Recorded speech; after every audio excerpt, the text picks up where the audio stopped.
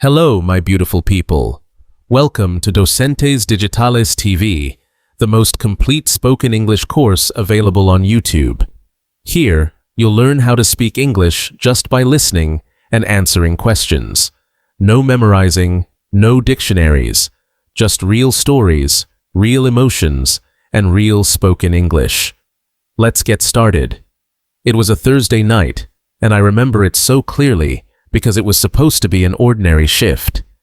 Just like every other night, I packed my scrubs, my stethoscope, and some snacks to survive the long hours. I kissed my daughter goodnight and told her I'd be home in the morning to make pancakes. She smiled, half asleep, and mumbled, "Don't forget the syrup." I never forgot the syrup. I promised I'd be back, like always. But that night was different. When I arrived at the hospital, the emergency room was already full. There had been a pile-up on the freeway, 6 cars involved, and we were understaffed. I was immediately pulled into triage. Blood, screams, people crying. The chaos was overwhelming. The fluorescent lights buzzed overhead, mixing with the sound of heart monitors beeping at different rhythms.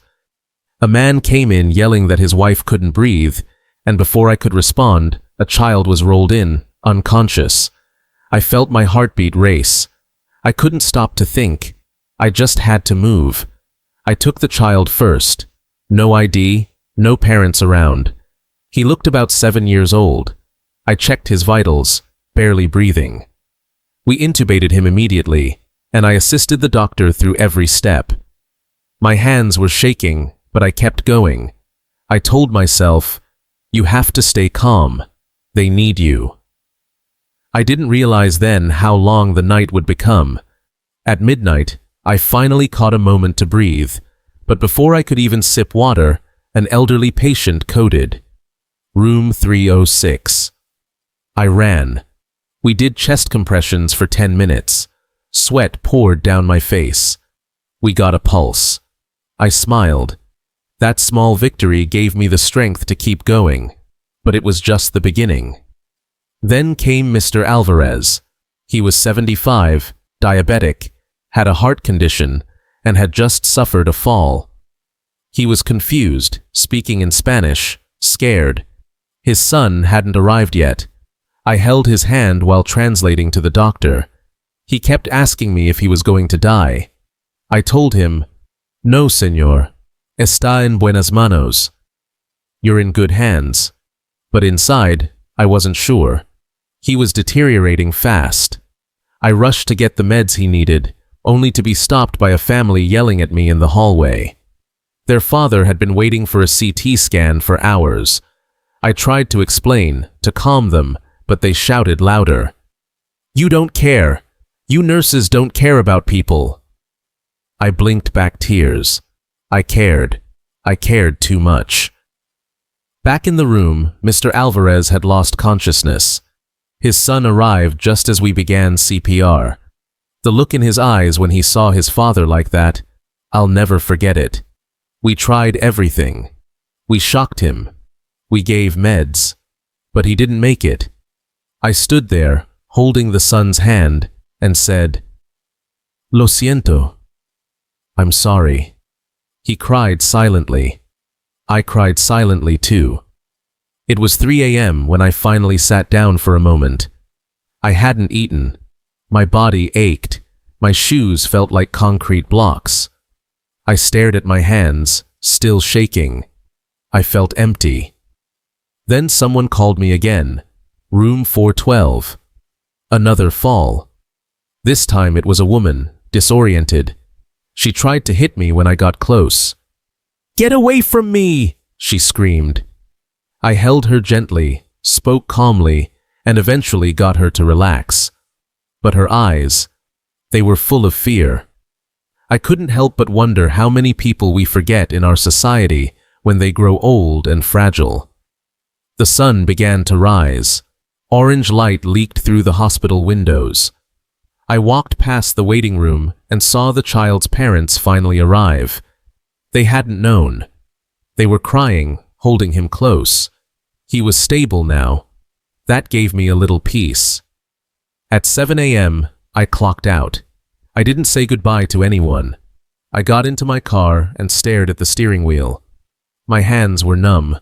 I couldn't drive. I just sat there, thinking about everything that had happened. I cried, hard, for the old man, the angry family, the frightened woman, the exhausted nurses beside me. I cried because I couldn't do more. I cried because I had nothing left to give. When I finally got home, my daughter was up, waiting with 2 plates of pancakes and syrup. I smiled, hugged her tightly, and whispered, "Mommy's okay now." But I wasn't. Not really. That night had broken something inside me, something I never expected. Yet, I went back. I always went back. Because being a nurse isn't just a job. It's a responsibility, a calling, a constant battle between caring too much and trying to protect your own heart. Now, if you've made it this far, congratulations. Now, focus, because we have a little quiz to reinforce what you've learned. Please answer each question out loud. You'll have 5 seconds to think and respond. What happened on Julia's night shift that made it so overwhelming?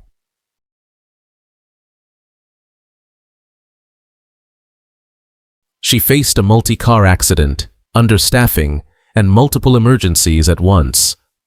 What did the young child need when he arrived at the hospital? He needed intubation because he was barely breathing. Why was Julia unable to take a break during the night? She was constantly pulled into emergencies with no time to rest. Who was Mr. Alvarez? A 75-year-old man with multiple health issues who died during the shift. What did Julia say to Mr. Alvarez to comfort him? She told him he was in good hands. Está en buenas manos. How did the family in the hallway react to the delay? They shouted at Julia, accusing her of not caring. What happened after Mr. Alvarez passed away? His son arrived during CPR and held Julia's hand when he heard the news. What did the elderly woman in room 412 do?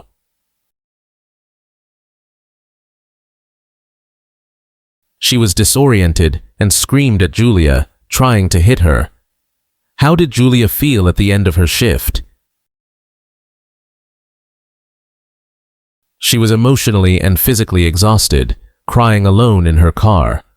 What did her daughter do when Julia got home? She had pancakes and syrup ready for breakfast. Now let's review some of the less common vocabulary used in the story, starting with intubate. To intubate means to insert a tube into someone's airway to help them breathe.